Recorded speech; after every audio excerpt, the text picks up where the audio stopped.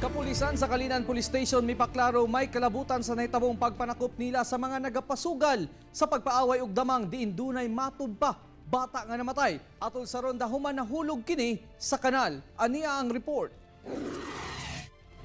Sa post sa Facebook account sa usa ka Yonmi, gikasuko nini ang nahitabong pagpanakop sa kapulisan sa mga nagasugal sa paaway og damang sa Southern Barangay Subasta, Kalinan District, Davao City sa milabayng adlaw.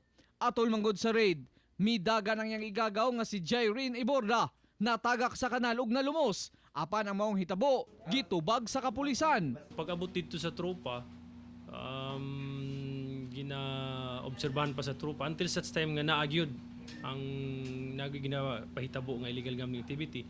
So immediately gidakop sa tropa. So tungod sa kadaghanon siguro medyo nanagan. Lihitimo kuno ang operasyon kay dunay concerned citizen nga nanawag kanila mahitungod sa illegal nga sugal. Gani tulo ang nadakpan nga sila Jerry Ampon, Fernando De Asis ug Leonard Acog. Wala ko kitas bata nga nahulog. Nahulog man ko dito kay pag dinaganay naay duha naghulog po dito na unas kuha. Wala ko kabanta na, sir. Wala ka kita sa bata. Ang naalang dito, madago. Ano, sir? So later na nga nahibalaan nga nalagi doy bata nga namatay dito. Dugang sa otoridad, nakasabot man kuno sila sa gibati sa kabanay sa bata, apan dili kuno nila sa laang nahitabo nga nanaga ng mga tao sa palibot atol sa ilang operasyon. Pero mupahigayon gyapon kuno sila og investigasyon sa maong hitabo. Dili gyud nato sala kay kita nagresponde lang man ta sa tawag sa concerned citizen.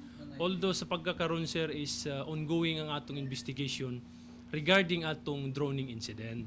Kauban si Melchor Awing sa kamera. Ako, si Real Soroche para sa One Mindanao.